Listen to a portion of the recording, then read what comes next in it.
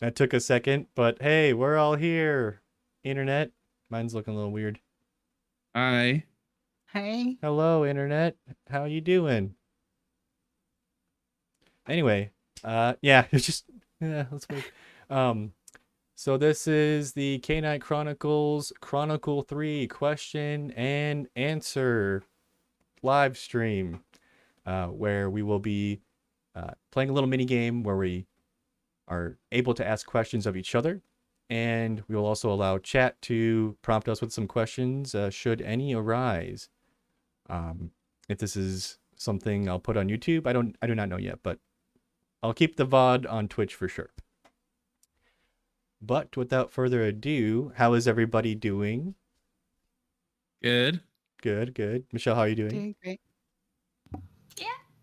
Yeah. All right, all right. Uh, well, I will reintroduce all of you. If somehow you've stumbled upon this stream and you don't know who these people are yet, maybe go back and watch episodes 1 through 4, and then you'll get a good idea. But just in case you don't know, I am JD Gunderson, and I'm the storyteller for K-Night Chronicles and this chronicle in particular. Michelle, could you introduce yourself and the character you played?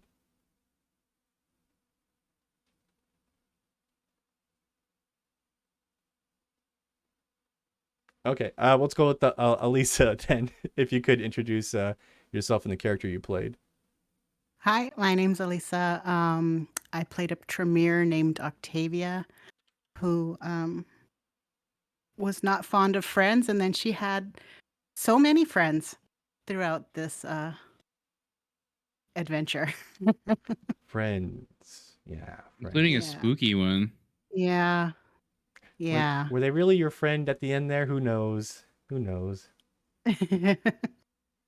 Uh, Joey, could you introduce yourself to the internet as well as the character you played for this chronicle? Hello, I'm Joey, or Reclaim Joey, and I played Landon Thatcher, a lazy guy that kind of had to face his responsibilities. And while he did change, a lot of things blew up in his face. Such is life. You know, you change and then suddenly everything blows up in your face. And then you become a vampire. Michelle, if you are able to, let me know. If not, that's cool. We can hold off. That's the okay, okay. That's all right. That's all right. Maybe you should explain. I will explain then. Uh, Michelle played our lovely Zamitzi character named Han.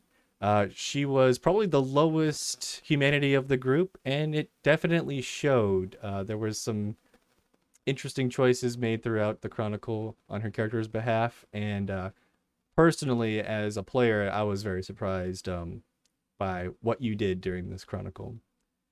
Uh, but now that we've gotten the introductions semi out of the way, we can try to play this game. Michelle, if you do have any issues audio wise and whatnot, that's fine. We'll give you a pass until the storm has passed. All right. So, do all of y'all have either a physical die or some sort of way to roll a d10?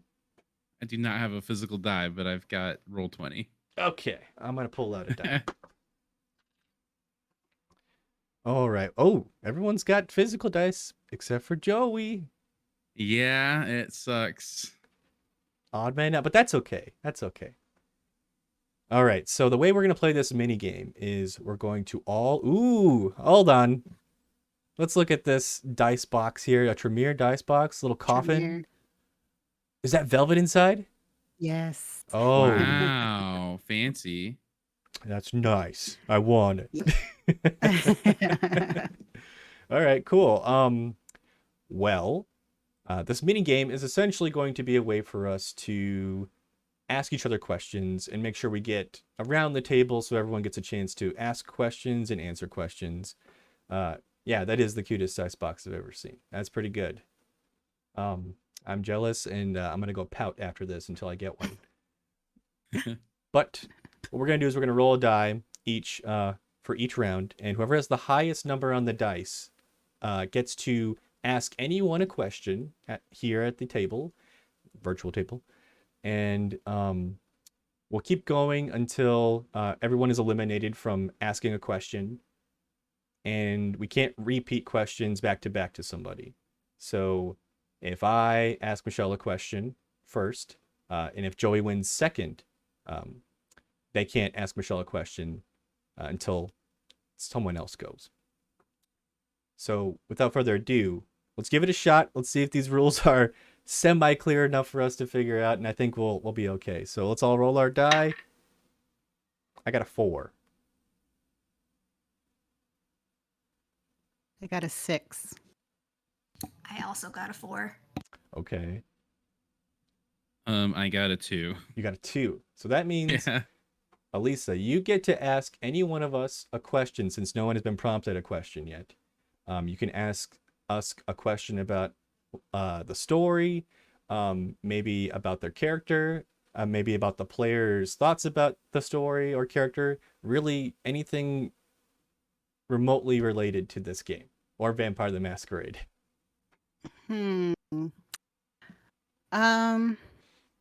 Goodness. JD, what were you thinking with the 3 hunger and ghosts?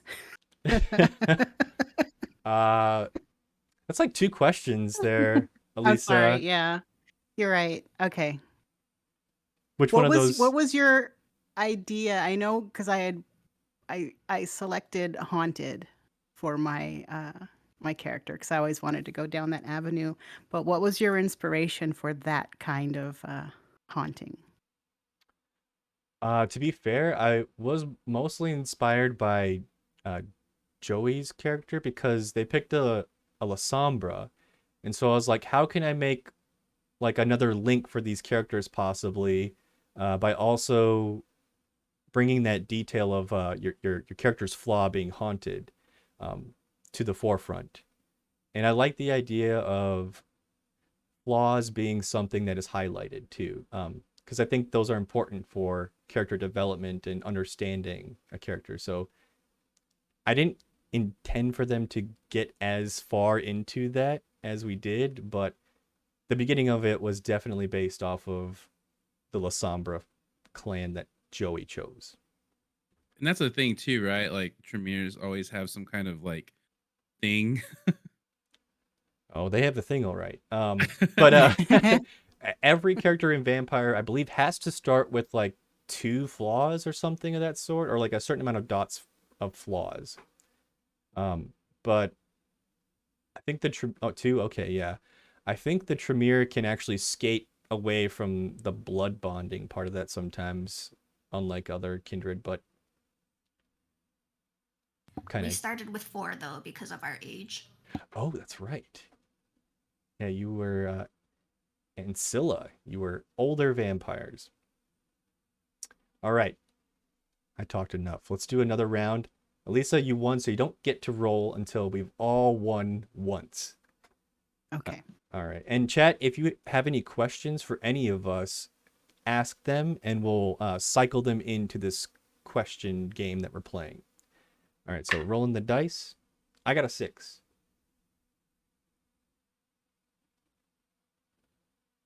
That's an 8 from Michelle. Joy, what'd you get? A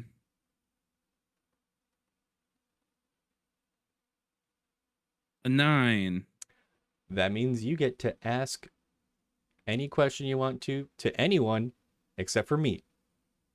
Oh, we can't ask you a question? Okay. Yeah, because it'd be back to back. You guys are veterans of the game and I was a noob. Was it hard to play with somebody like me that was not taking obvious cues and crumbs from JD and not knowing really what to do? Uh, well, I'm not really that much of a veteran. I played one long, I guess, Chronicle before. But no, it was exciting because, I think Michelle and I had built more traditional type characters. And then uh, adding this Lazy La Sombra just kind of it was interesting. It really I had a lot of fun trying to figure out what to do with my stuffy, annoying, snotty character dealing with with a lot of people invading her space. So no, it threw me, but it was fun. Like I enjoyed the hell out of it. Can you hear singing? A Yeah. little bit, and it's awesome. Yeah, It's early it's for Christmas my carols. no, it's my a bunch of church people are at my house because it's gonna be my dad's birthday, but he's gonna be away on his actual birthday, so they're celebrating today and they're doing a Oh. little thing. So they're like singing their little church songs together right now, and it's cute, but it's also very loud because there's a lot of them, a lot of old people here right now. So yes, there's some singing in the background, but if it's not that bad, I will talk. No, I think that's always gonna be a thing when you're playing a tabletop game, especially one like VTM that has so much freaking lore. Like, I don't know that much lore. I only know things I've picked up from watching streams. But I mean, playing with new players is always exciting because when you don't know what you can do, you'll like try anything, and that's great. So And I yeah, did, and I I enjoyed missed a it. lot. I mean, that's fine though. That's part of the game. Like, experienced players will also miss things or like make dumb. Like like Elisa and JD have seen. Like, I will make poor choices on purpose, like or not on purpose. It's part of the game, and as long as everyone's okay with the decisions, like I feel like it's whatever. It's gonna be a good time. Do we get Oh, to take these questions from the chat, or is that something that we hold for later? we're gonna cycle that in after myself and Michelle get to ask a question, and then we'll cycle them as like Okay. the fifth Cool. All wheel, right. so to speak. All right, Michelle, we're gonna do a roll off. It's gonna get real. I got a 4, so it's not gonna be very real on my end. 7, baby. All right. Um, I'll say, yeah, Lisa, you could also be in on this question because he kind of got like a cone of questions at the both of you. So all of us are able to be questioned here. Just pick one of us though to ask a question. My question is gonna be for Elisa. Your character was designed to be kind of a loner, and our our chronicle, we had kind of planned from the get go that there was gonna be a possibility that we would all eventually turn on each other. My question is, did you think, like, were you interested in trying to bond with the rest of us, or did you think maybe you would end up going like PvP? Um, I think I was thinking of going PvP, and I think I think I messaged JD. I was gonna be like the straight laced Tremere, and I think I said that I was gonna let because I knew the kind of character you were gonna build. I was gonna let you just heavily influence her in bad choices, and that was my before we even started. That was my initial thought to think of how we would betray each other or something. I would So. never do that. I would never influence. I would never set you wrong. There was definitely a little heat between Han and Landon because Landon is such a brat, and but I don't think it was ever gonna turn into anything like dangerous because Landon just didn't care enough. Yeah, I don't think Landon knew the danger he was in. Yeah, just totally oblivious. In a maybe a good way, sometimes knowing you're in that much danger, that's a lot of stress. Don't need that. Well, by default, that means I get to ask I get to ask either Michelle or Joey a question here. So I will ask Joey, I got a question for you.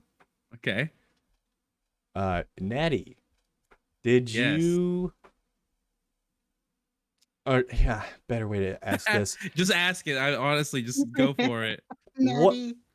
what part of Langdon's interaction with Natty did you like the most or regret the most?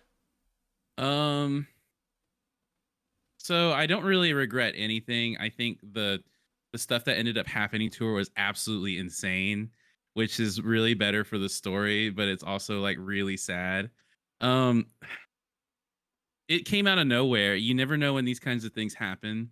And going into this story, which is probably why a lot of the stuff was like really raw and stuff like that was coming straight out of like a real life breakup, like straight out of it, like Ooh. super fresh. So I didn't really say anything about it, but when that happened and it just started like building to the way it was, a lot of stuff kind of felt very like not like how it happened in my life, but it was very real. It felt very real, and you never know when that kind of thing is going to happen. And you know, maybe I should have let myself go a little bit more, but I definitely like fought back some emotion and stuff while we were doing some of the parts. So it's not necessarily that I regret it. I thought it was honestly kind of beautiful because she was a completely random character that you made up. And I immediately knew that somebody that I knew named Natalie, I would probably call Natty. So I just ran with that. And since it had that little personal connection, or like just that, like that's what I would do. Like it all, like it just kind of took a life of its own. Yeah, it was weird how Natty was sort of spawned by just a complete random roll of the dice, and Yeah. yeah, that turned out interesting. It She was was very like sad. she was like my brother used to have a pet snake, and we would buy feeder mice for it, and there would be one that he wouldn't eat, and then that would be my pet. And that's kind of like how Natty was just like she was. I think you just called her in because you wanted a snack, Yeah. right? I think That's how she JD, came into the yeah, story. Yeah, JD she was trying to come up with a way for me to eat, I think. Yeah, And like, yeah. because I was just like ignoring all of the easy stuff. Like there was the person down the hall, and then I'd have to get up and stuff like that. And then Natty kind of throws herself at Landon. And so it made it for an easy snack. And that's probably what it was. I don't know. I maybe. like as the It role was play went, I perfect. would have eventually figured it out because I feel like Landon's kind of an opportunist when it matters for him. So I think eventually he would have eaten, but he'd have gotten around to Eventually. it. All right, we got a couple of questions from chat, so I think Yeah. I'll fire two off. So we'll Okay. take one from Chipimp because she asked first. She didn't ask a specific person, so I'm gonna roll a die. I'm gonna say I'll split this D10 into a quarter, um, and I'll just have it be yeah, we'll do that, and then I'll see what the number lands on. So Joey, this will be for you then. Okay. Sorry, I didn't really explain that well, but I had it in my That's all head. right. uh, what was your favorite thing about the clan you chose for your character? It's just cool. Like it served a purpose. Like when we had our like for the character, it went and it was different than what maybe somebody would normally play as a Sombra. I did a study a lot, and I was like, you know, I could probably get away with this. And then whenever we were talking to JD in our session 0 and stuff like that, I'm like, ooh, I could use my shadows to get like chips out of the fridge or something like that. And just I was completely thinking about ways that Landon can abuse his powers and not appreciate them the way maybe he should. And that was like my favorite thing. It just kind of really like lended into his fake coolness, so to speak. There was something cool about him, just not giving a rat's ass about what was going on. That's Yeah. nice. He's not really that cool, but maybe he thinks he is. I think I'm gonna prompt a second question here, and this one was specific for Michelle from Morbid Mind. Michelle, did you find it difficult to balance an inherently, quote, evil clan like the Zamitzi with a game where the party were meant to be independent? I think it made it much easier because I didn't have to have an affiliation or true loyalty to anyone. So every decision that I made was purely for Han. Han did not give one damn about the other characters except how they fit into her future plans and goals. And it's better to have them around at the moment for my business to flourish and for the island to maintain its status quo. But the second they don't matter in that way, cut them off. And that was maybe the hard part because I, Michelle, the player, like would feel really bad. Like, but there were times where I thought, like, would Han want to bring Landon along? Would Han like what is the point? Like because we found out that Landon had a pretty serious masquerade breach with online, and like so I had to think like, is he enough of an issue that I'm going to have to deal with this right now? And it was decided no, because we had bigger problems going on. But yeah, I think us being independent made it a lot easier to be evil because I didn't have to worry about playing nice with anybody. And just a fun little tidbit, fun fact: Han was not originally gonna be a Sumitsi. Han was originally gonna be a Ventru, but then JD and Elisa convinced me that Sumitsi would work well, and so Boy, did it that's how it work. went. And so You were it did. so Yeah, but scary in the best way. It was great. she would have been different if she was Ventru. I think it was more likely it would have gone PvP because I would more likely have made more efforts with the Camarilla. Yeah. You should have killed him when you had the chance. No, I'm kidding. All right, that's cool. And we'll keep cycling in questions from chat too after the next round. I just wanted to get a couple because it looks like there was some good ones in there. And there seems to be some more too. So, I would love to answer more chat questions. oh, we're gonna get them. We're gonna get Okay. them. Let's get into our second round here. So the floor is gonna be open. We'll all roll again, and any of us starting out can ask anyone here a question. So let's go ahead and roll them dice. I got a I got a 1. 10. I got 3. If Joey gets a 10 though, I'm sorry, I got to roll. I'm sorry. That's Sorry, my okay. ADD is kind of like I'm more like I am on stream right now. Sorry. we'll rein you in. There you go. 10. Oh, so you Oh. two That's a crit. Do I That get is like a a crit. special question? you get to roll the dice again because Michelle also got a 10. So whoever gets the higher roll on the second roll Okay. wins. 4. At 5. 4 or Oh, 5. Okay, Michelle, you can ask anyone here a question.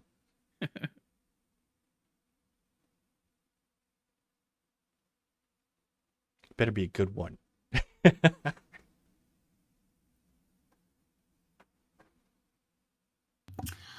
My question is, JD, so when we set up our ideas for this story, we had discussed kind of a battle between factions and then our group being caught in the middle. But it took a while for the anarchs to actually become a factor. Was that just because we were just taking so long with our own stuff? Or did you plan for them to be kind of this little surprise after we had kind of forgotten about them?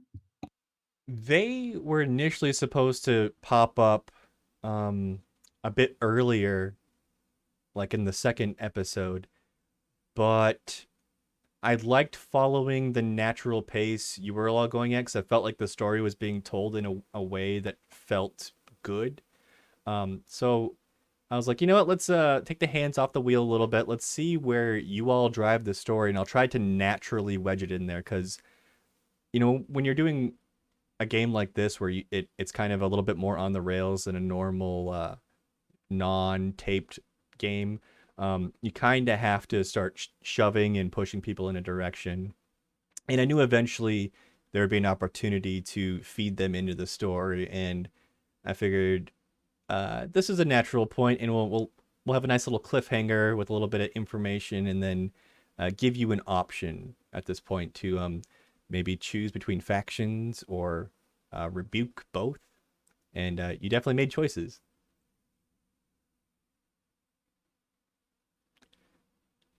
All right, let's do another round. We'll have it be everyone except for Michelle, and then no one can ask me a question this round. got a 2. I got a 3. Got a 6. Okay, Elisa, you can ask Michelle or Joey a question. Joey, the book, when did you come up with that idea? Because I think we all just kind of melted when, I mean, that happened in between sessions. That was a downtime session, and it was so cool. But I want to say how'd you maybe it come up with was. that idea? I feel like it might have been JD's idea for it to be the book. I think, but I know Landon wanted to bring something back to Octavia because that just seems like something he would do. Like that's he's like, oh cool, look Octavia, here's this. And it could have been anything. And I think it was JD's idea for it to be a book. And I didn't realize what the book was or what it could have been. And I've been researching and learning a lot since then. And I'm like, wow, JD really sprinkled a lot of crumbs for me and I didn't pick them up at all. So I don't know if I regret that or if it was like, maybe the story was a little bit more honest or whatever. But I think like the book just kind of made sense when he brought it up because you are Tremere and it just I don't know it was like perfect. Like you getting a book as a gift was just so perfect. Yeah, and then I got to roll those crits with it. So yes, thank you. Yeah. Those were the best crits, and then yeah, things kind of fell apart after that. There was some stuff off screen that we did that was pretty interesting with that, but Yeah. we'll save that maybe for a question that shows up here. Okay, so it looks like it's going to be me and Joey rolling off. Oh, yeah. Okay, Joey, roll your dice. I keep getting 3. I got 3 times now. I got 4. Okay, ask So I your guess that's question. okay. But you can't ask who well, you just answered the last one, so you can ask anyone. Oh, okay. All right. Whoopsie daisy. Oh man, I don't even know what to ask at this right now. I know that like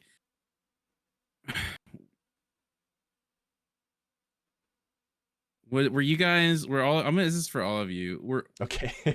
I love like I'm very proud of what we did and what our story. But I was like so sad that we skipped over so much stuff and like everything. I felt like this like I wanted to tell so much stuff. Like there's a lot of things that could have happened. Were you guys as sad as I was? Yeah, yeah, totally. And when it ended too, I was just like so bummed that we didn't have any more to I mean, we tried to get JD to continue. Yeah, we're like, why don't we just make this ongoing? Yeah. And to I JD's do want credit, to. He like, he did a really good job with the time jumps. Like those hurt. And I was like, I didn't know how like people were gonna like take them when we did them. Like, were people gonna get bummed out that there were big time jumps and stuff like that? And it didn't seem like that was the case. And that's probably due to like just JD knowing what he's doing. And but that like when we did it, that hurt. And I was like, oh my God, like what about like the romance blossoming between Landon and and Natty and all the like all the stuff that all the discovering about the ghost that Octavia has to go through and all the crime that Han's committing. Like there's just so much stuff that could happen in between that would have I maybe been got really all my exciting. best roles off screen where no Yeah, one she will ever did. see She them. totally So- did. I killed so many people and no She one will did. ever know. Yeah, And it was cool too. I'm like, oh God, I wish I would have recorded this because this was some gold here. I definitely do feel sad about. Now I'm rethinking, do I start doing the time skips in recordings now? Because there is so much to be had there. And I was kind of like, do people want to see us do like really macro moves? Because usually our sessions have been just really dialed into that night, that scenario, that scene. But when we're doing our time skips and our in-between moves, we're kind of using like more of a macro lens to make actions happen over a long period of time. And when, oh, go ahead. No, go ahead. When we were discussing things like in between and everything, it was really good stuff. And not just was it good stuff, but that's also like why the episodes improved so much. Like none of them were bad. I'm very proud of all of them, but like at the beginning we didn't really know each other and everything, and it was a solid episode. But then the second episode was good, was even better, and they just kept getting like better and better and better. And it's just because like those little times in between, that was a lot of bonding and a lot of like us getting to know each other and things like that. And I think that's probably the biggest reason why like the episodes just got better every single time. There is a part of me that's like, maybe there is something to not having everything on screen, because first of all, vampires, they have secrets, and that's sort of what makes them kind of alluring. And on the Mhm. other end of that, as like all of us participating in this, I think there's a certain level of pressure when you're on the internet or you're recording something that's going to be on the internet. Where I was hoping that this downtime in between stuff was going to give us a chance to breathe a bit, kind of hang out a bit more, not have as much pressure that the internet's going to clip whatever you say and haunt you with it for the rest of your life. Um, all that kinds of stuff. So I don't, I'm pondering on the idea of, should I record those and maybe release those later, but something to figure out for later. All right. I apparently have to ask somebody a question now. And Yeah. then chat has a lot of really good ones that I'm looking at. So I think I'm going to probably do like 2 or 3 of those before we get to another round of us. Okay. Question for one of you. I asked Joey last time, so I'm gonna make my way around the table, so to speak. Um, Elisa, now I know you really didn't expect the ghost thing to happen. I guess what part of that was your favorite aspect, or any part of the downtime or recording that you liked, and what was your favorite part of that? And then I think like a little follow up on that is, was there a part where you felt real, maybe a little bit of fear during those scenes? All of the above. Okay. I loved all of it. I loved how freaking creepy it was. Um, I think when we would leave a session, I would just kind of walk out of, the room being like, "Holy crap, what just happened?"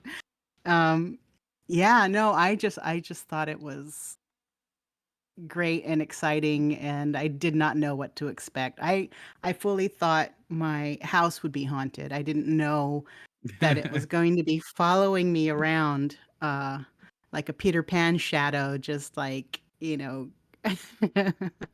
Home is where the heart but, is. yeah, no, I enjoyed the heck out of it. Yeah, thank you for that. Yeah. I will gladly throw more horrible, terrifying things at you whenever you want. Yes, I love horror. I think you have to be a little bit of a fan of the mysterious, the creepy, the unknown to like vampire, and I think it enhances it a bit. Oh, yeah. Uh, let's see here. Let's get another one from Morbid Mind. This is for Lisa. What drew you to making a Tremere? And could you hear, or could they hear a little bit of your process on how you went into making Octavia? Uh, Octavia was the very first character I created when I first learned about Vampire the Masquerade, at the beginning of the pandemic. So I had never known anything about this world, and a friend of mine, um, Aldrin, was in a podcast with on Jackie Cation's The Dork Forest, and I'm like, oh my god, I know that guy, and he's just going into depth about this game. So I messaged him, and he's like, yeah, I'll run a game for you. So we built this character, because I really liked the idea that there's, witchy vampires. I didn't know that that could be a thing, and I just thought that was fascinating. So we built this really cool character. Um, she has a pretty rich history, and then that game kind of just like faded away. Um, he got a life. Uh, things. We just never got back to it. So I was excited to use it for this one, and I think it ended up being a really good fit. So I love Tremeres anyway. That's one of us. They're pretty cool. I would probably play one given the chance. I'm gonna throw this question. It wasn't really aimed at anyone in particular, but Chapimp is asking, what is a clan you want to explore more? And I'm gonna throw that at Michelle.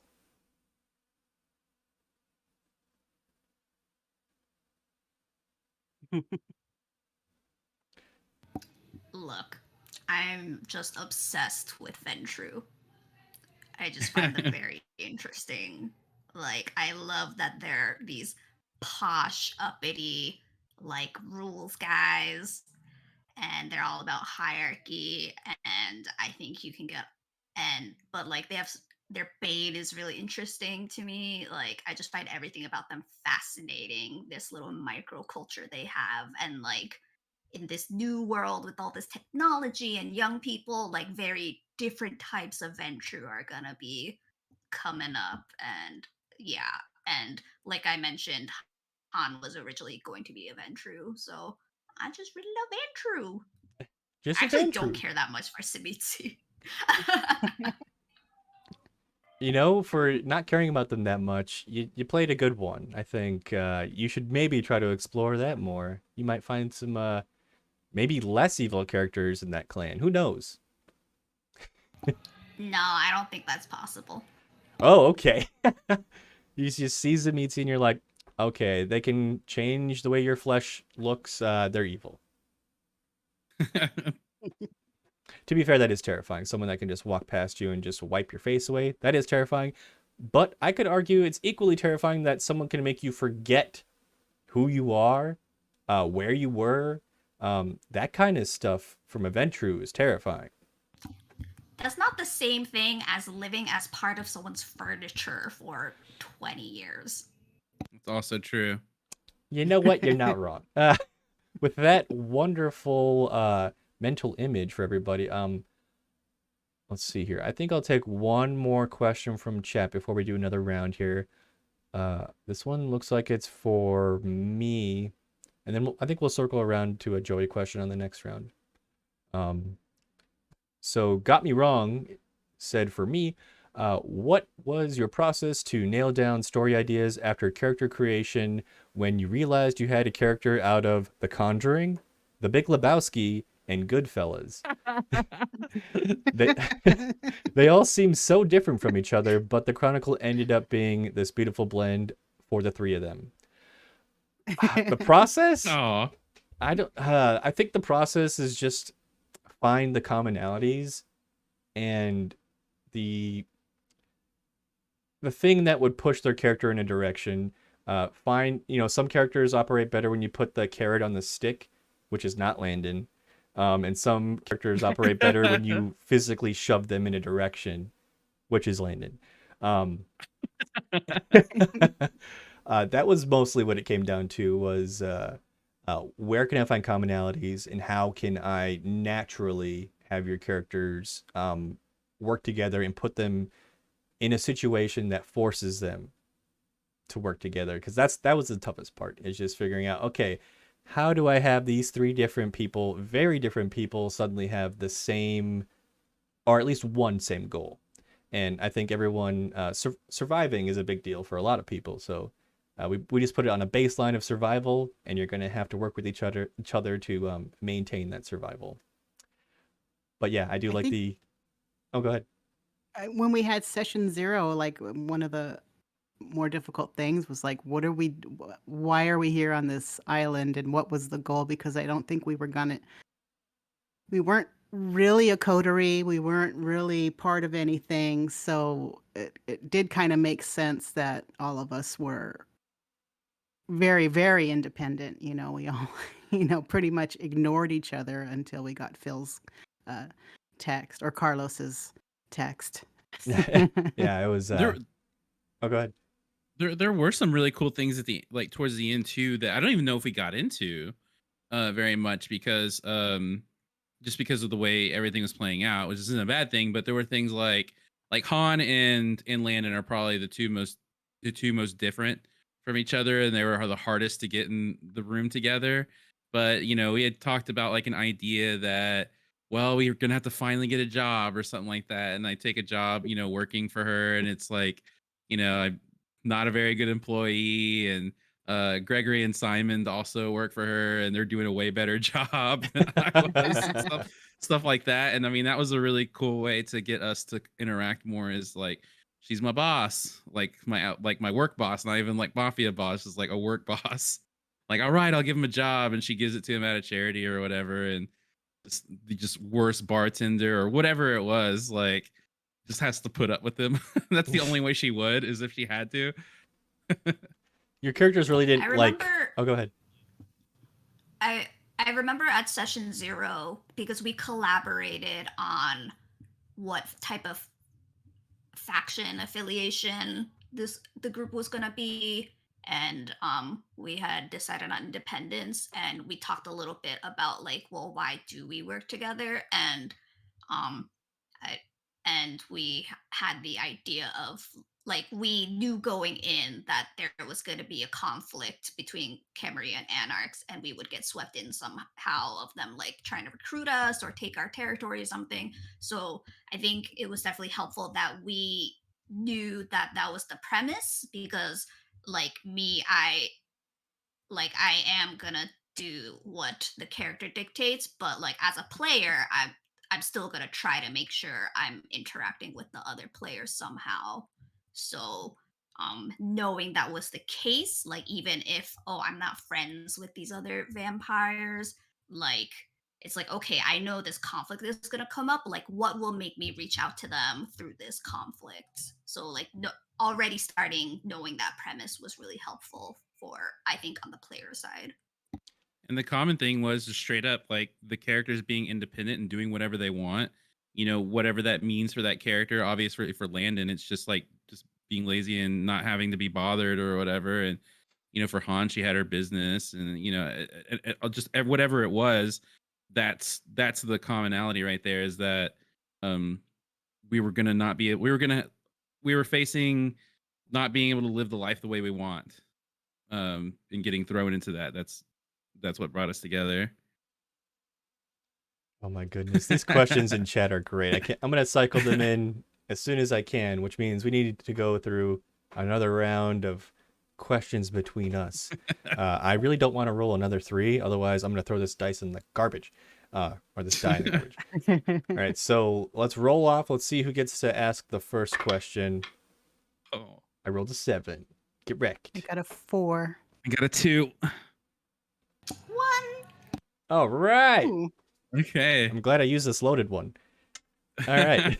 Gotta ask one of you a question. Okay, let's make it a good one then. This one's gonna be for Michelle about Han.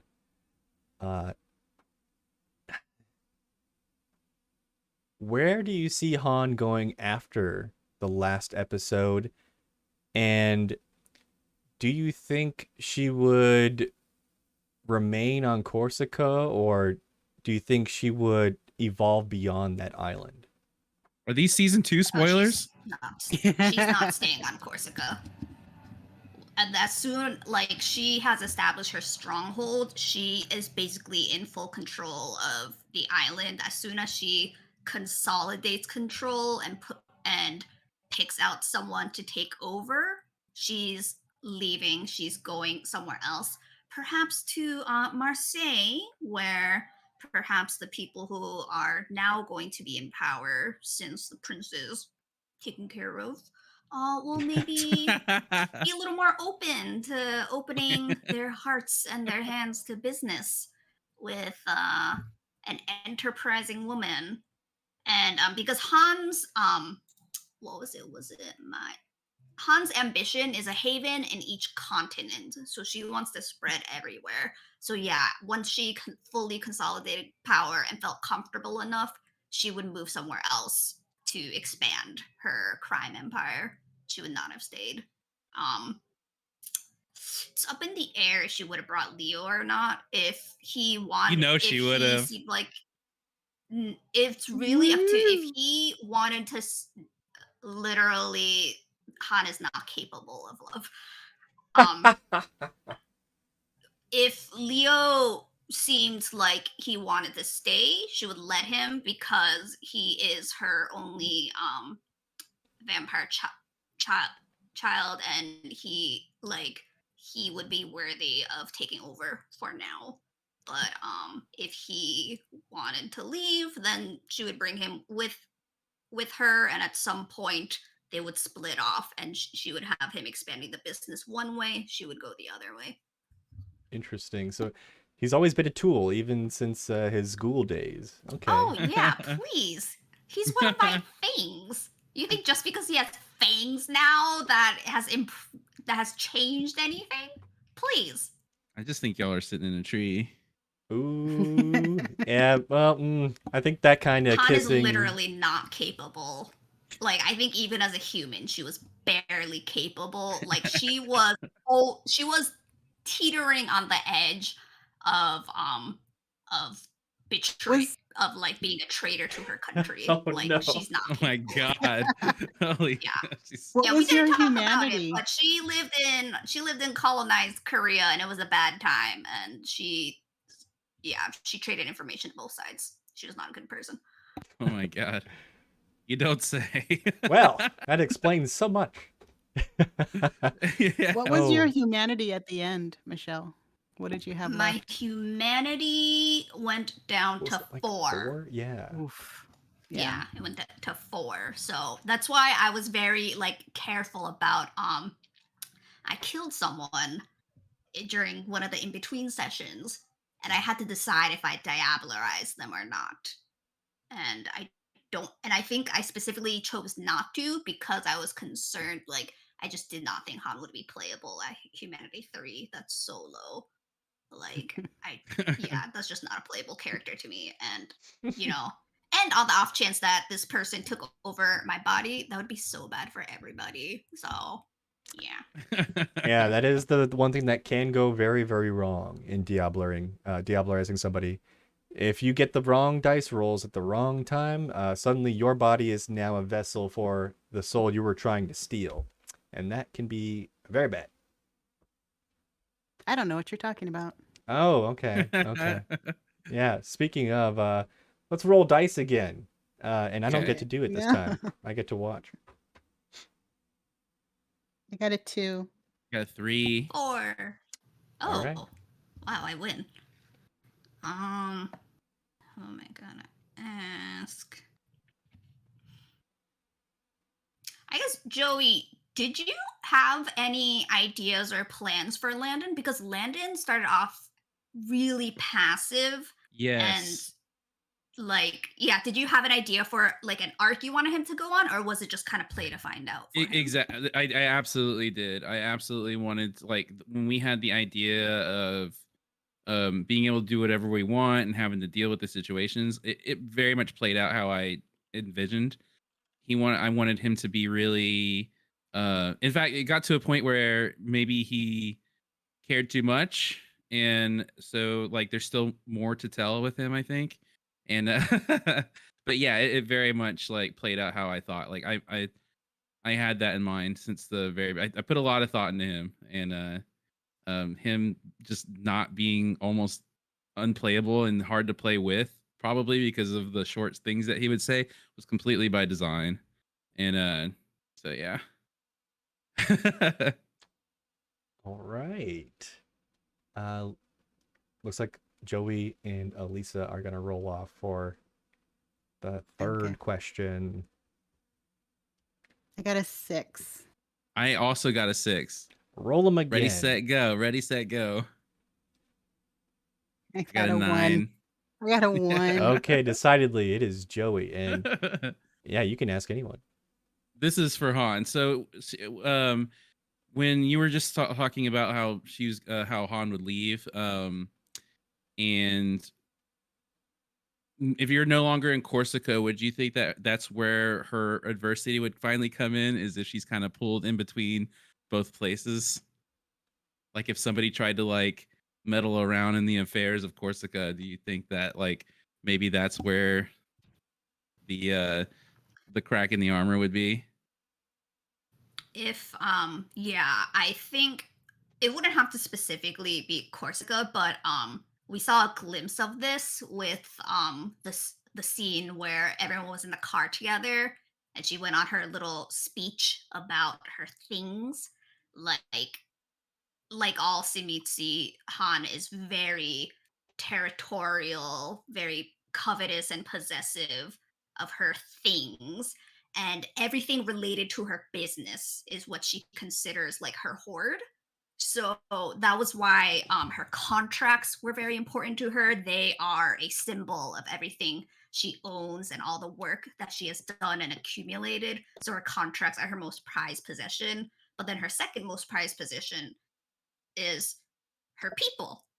Not because like she values them as people, but because these are good tools that Mhm. help me achieve things and they are useful and I do not want them broken. So like if like there's kind of a difference with like if someone dies in this line of work, like it does happen. She's going to be pissed about it and probably and like she'll probably get like petty revenge, but like she wouldn't go all out. But if like someone specifically targeted like her business in some way, she will go nuclear. And like I remember after that scene, Landon was joking around and like messing with Guy Salmon. And Mhm. like I can't remember if he like kind of like shoved him lightly or something like that. But I remember Yeah. saying like Han looks like she wants to break Landon's hand right Yeah. now because you're disrespecting something that belongs to me. Mhm. Like I don't care about Guy Salmon, the person. I care about Guy Salmon is an employee of mine and therefore he's a possession of mine. But yeah, like if she was away and like I think it would depend on how bad it was. Like if it's just like, oh, there's some like rival criminals rising up a little bit, like she would not come back. But if it's like, oh no, this is serious. Our guys Mhm. are like having serious trouble. People are getting hurt. Like our business is like things are going bad. She would come back and considering where her humanity is at, there would be a lot more war crimes. I'm gonna say. A lot more war crimes. Well, yeah, a few more. Oh I my just want to goodness. say, Michelle, that whole speech about your things was one of my favorite Yeah. things in the entire Chronicle because that was just, yeah, Yeah, you it's played very, Dragon very well. Yeah. yes. Landon was very very on the like just riding the line when he said that too. It was like the point of it was it was to say something this to disrespect Salmon or whatever, but also to disrespect Han in a way because of just the way she was dealing with Natty and stuff. And it was like, oh, Yeah, like and making fun of how like, ooh, your things, that kind of thing. yeah, and Han kept things pretty buttoned up. Like she didn't reveal this side of her a lot Hmm. because she's very like, oh, I must be professional. So like I think the other characters maybe until then did not realize how like just like that's really where the beast comes out is that side of her like she's all business and stuff but it's because her business is her prize and she will protect it and defend it and she will destroy it in the name of keeping it preserved as she desires it like yeah she's bad. She was She's probably the evilest character I've ever played. For sure. ah, very well done though. The whole time I was like, I did not know what to expect out of Han, and I loved every moment of it. All right, Elisa, you get to ask, I think anyone except for Michelle a question here. Uh, gosh, I was just so lost in listening to Michelle. Let's see. It could be about stuff that I'll just give you a couple of primers. It could be about something that we were doing as players in the group, like beforehand for planning. It could be post, maybe questions about characters that maybe what they would have done after our last episode. Maybe something that was in between. Well, I don't want to. It will be canon though if you answer. Just saying. Oh. Oh. Oh, here's a good one. the pizza merch, pizzas. Oh, How's that coming along? I called out. I do have a design ready. I was just trying to figure out if I wanted to do it through like a Teespring or a Nice. Redbubble, and so I've made a Redbubble account to put it on, and it, Oh, it will cool. be available rather shortly. I think by the time our one shot Ooh. is good to go, we will have a pizza shirt and other uh, various attire to buy with that fun design. I love that. That was so That's fun. awesome. That's Yeah. an exclusive right there. And Exclusive. any money that is made through like Twitch subs or any sort of monetization or anything from the merch, I'm just going to end up pumping back into the next donation goal for the next Chronicle. Kind of kick the can Nice. forward a bit. So yeah, all of that money, no matter what it is, it'll go towards No Kid Hungry, which y'all really destroyed it. I didn't think we were going to have a stretch goal, but you did it, and now we're going to have to play a Blood Hunt one shot to be Yeah. announced soon. I'm so We excited. have that gonna be to. live? We're Are we doing so that live? sad about it. Not live because I do want to do some post work in there, especially because we Okay. got Omnis has a voice modulator that I may want to Ooh. add He into the does? post. Yes, he does. His voice is modulated. And so I think I Awesome. might, if I'm playing him during that, I would want to do something like that. That's awesome. Yeah. We'll see. I'm trying to figure out a way to have it like live for you when we're recording it so you can hear it. But if not, I can always switch it up later. You don't. Post. It's one of the Primogen from Blood Hunt. He's the Nosferatu Primogen. Yes.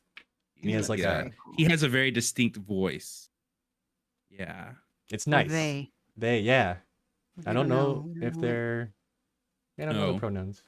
Would have to ask Meriden. I think he Yeah, knows. Mirrodin. I've been watching a lot of Mirrodin YouTube lore, and he definitely has it covered. I'll say that much. Yeah. Shout out to him. He's a good friend of mine. Yeah, Covers a That's lot of so the Blood cool. Hunt lore and loves vampire. Knows a lot about the lore in general. I didn't realize how much there was about this game. I was like, oh, it's a battle royale game. How much could there be? And I'm like, geez, Louise, man. Okay, you could tell that they were laying the ground down for a real good vampire story to stretch throughout time. But I don't know how much longer we're going to be getting that. But for what it Yeah. is, it's still very good. When I wrote the script for my audition, I mean, I didn't do it for the audition, but I had written the script for like a contest that ended up serving as the audition. I sent it through him, like sent the script to him to approve and to make notes and stuff like that. It worked. I was That's like, hey, this smart. is good. Yeah. All right. Let's look at some of the chat questions here. One that I like in particular from Emperor of Destruction, asking, I guess all the players here, what was your favorite war crime committed by the players? Killing a cop. Look. That's an easy question. It's so hard to pick between them. If I had to answer, though, I would definitely think my favorite thing was now, this wasn't more of a war crime, but a really cool, I think, something a criminal enterprise would do, and that was when Han attacked the representative on the island. I'm forgetting her name now. Starts with an M. Melinda. Melinda. Okay, yeah. Melinda. Yeah, when you attacked Melinda in her mountain haven, and you sent your boys there to take her out, that was really cool for me. That was such a cool fight. I feel bad that wasn't She didn't stand a televised. chance.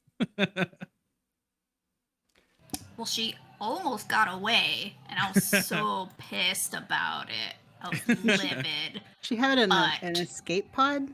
Yeah. So Yeah, she had like a literal escape pod that like jetted out into the woods, and I had to roll to have my guys find her, but they did, and we brought her back, and I tortured her for information, and we killed her, and it was great. My favorite war crime is also off screen. During our first time skip, Han maybe poisoned the island's water supply and had it leak back as being from the Pentec, the Camarilla company, and got the locals really upset at them. And yeah, it was great. They yelled For at him on me. Twitter. I don't need to drink water, so it's Right. not a problem for me. That was like the most literal war crime out of the entire series. So hats off to you for that. And also, to be honest, that was like a really good first domino to start the effect of the locals not trusting and allowing these outsiders into the purchasing market and stuff like that. It was huge. Also, don't forget the white phosphorus. Yeah, you can't forget about the white phosphorus either. I'm sure none of the Camarilla Look, will. technically, I think we didn't end up using it. Is this the only time any like 4 people are gonna like think back fondly on war crimes? Yeah, no, remember that time? Kissinger's still alive, so no. What did you put in the fire sprinklers on the ship? We didn't specify, but we did put some kind of flammable Well, substance. Yeah, we that was said my Makes favorite worse. thing. Accelerant. That was brilliant. I loved that. Yeah. Look, I'm a min-maxer in every sense of the word. It's not just the mechanics, it's if my character wants to kill you, I will think of every way I could try to kill you. And yeah, that made the end of everything so like finite that I couldn't really wiggle the cam out of their own stupidity. Like they really boxed themselves in. Let's take a cruise ship and we're all on it and we're gonna go take the little ferry all the way over. Nothing bad will happen and we'll take over the island. But that didn't quite happen. Actually, I have another one. This is not a war crime, but it was just really mean. I was really glad I made Phil/Conrad push the button to. That Oh, was Oh my gosh, heartbreaking. that was brutal. I forgot about that. But I really wanted Rita to live, but like he was just so like Han needed that reassurance that you have cut off these ties and you're with us even when they dangle this carrot in front of you. And he did it, so I'm happy. Yeah, he's gonna have some trauma to work through. I think he. Whatever. He's gonna live another like 800 years. Get over it, man. I don't know. I mean, he's being That's low catfished left and humanity right. talking. Yeah. He's gonna get tricked to Oh go my into god. Right, just- What if in season 2 Just like he gets get a replacement. Oh, I Carlos would need him take a over. human to turn. what if in season 2 he gets catfish and he ends up with the most foul looking person? It's a Nosferatu. Yeah. Yeah. Yeah. Ooh. It's a Nosferatu, but they didn't turn. Oh, They're not actually turned. I could see Carlos easily being like, "Well, he's out. I guess I'm going to inherit all this because I have all the passwords." Cool. That would be I interesting. wanted to give an honorable mention to Michelle for having her prisoner write her father a letter in her own blood. Yeah. Oh man. Like they said, So, Goodfellas. yeah. my I feel My bad ghost about was- that. my ghost wasn't the only chilling thing in the Chronicles. Not by There you far. go. That Your was ghost brutal. was kind of a homie until the end, honestly. Yeah. I mean, that's kind of like a lot of those stories about people that own like large predators that they shouldn't own, and then like like, oh, they're really cute and snuggly and they love you and all this good stuff, but then sometimes it's like a situation where, oh, it turns out they still just kind of kill stuff. Okay, whoops. I mean, you guys say that, but I think you're forgetting one of the very first things the Ghost Shadow tried to do was eat Landon. Like that was literally one of the first That's things what he it did wanted when we to, saw it yeah. on screen. Yeah, it wanted Octavia to eat Landon, so it was always like unhinged. Yeah, I don't think there was like the way I was trying to write it is it wasn't going to be something that could be reasoned with. It had its very base needs and desires, and that's all it wanted. It, If I could have just read a few more pages, I'm sure I could have just, tamed it and made it do my willing. It was just another fixer It's upper. like a With Pokemon, that, right? yeah, with that book, we could have identified it maybe. I think we did. Who's that I got a Pokemon? crit, didn't I? Yeah. Like, talk to him for real, and Was it off screen yeah. where you had that scene where you had the mirror on the ground? Or I think so. It ended up being reflected back into the puddle later Yeah, on it was the on puddle. screen. Yeah, all this off-screen stuff. So sad that y'all didn't get to see. Yeah, yeah, but I think it did kind of make it so No, when you're all better for not seeing that scene. lots of ichor, Your I'll just sleep say that. cycle thank you. Tons of ichor, yes. Yeah. Big fan of ichor when you have a good slimy ghost. Uh, okay, I And now think Natty has hers too. So we think that is something. Yeah, does she Natty have is a a goal? I oh need my to Yeah, god. That's Is the ghost split JD. between them both, or is there a new baby ghost, like a little tiny fucking baby ghost? We're never gonna know. Yeah, and like now I really want to know, like, because Octavia hated her sire, wanted nothing to do with Yeah. them, but maybe this is something that comes from her sire. Like maybe it's a curse they have, or they put it on her. We don't know. And the ghost talked crap about not Octavia, but about Natty as she was getting embraced, and he didn't want he hates the ghost is gonna hate Natty. She's gonna Well, have to live with the ghost wanted Vitae. The ghost didn't want regular blood. That was my that. interpretation. Well, he said that she wasn't worthy. At that point, yeah, she Yeah. wasn't. She wasn't a Is she now, or is she gonna kindred. be like the worst Tremere ever? She's Landon's Landon's girlfriend Tremere. Oh boy, do I have some of that locked in as far as the lore for this series of what was Uh, gonna happen. I guess I okay. can give a little bit of yeah, we could peek a little bit under the hood. Season two. Come on, chat. You need to bug JD for season 2. You guys gotta If tell you him. want to see this, I'll say yeah. this now. There is a very good chance that we will see this group again in the future. I do definitely want to see this story continue. However, one of the big reasons I did start this channel was to try to give this is a good base for people to start their actual play experience. And so I want to kind of try to keep cycling in new groups to try to give people an opportunity to get a chance to show what they got and show the vampire community just how good we can all work together to try to get somewhere with this game. But yeah, I do think that there's a very good chance maybe within the next year and a half or something of that sort, we'll say, we'll see another one of these, I don't know, Chronicle 3 revisits eventually. Season two. Yeah, we'll see season 2 eventually, I think. Nobody listened to you. Yeah. Just kidding. But I think yeah, peering back a little bit of what's going on, I think I'll answer this with a question in that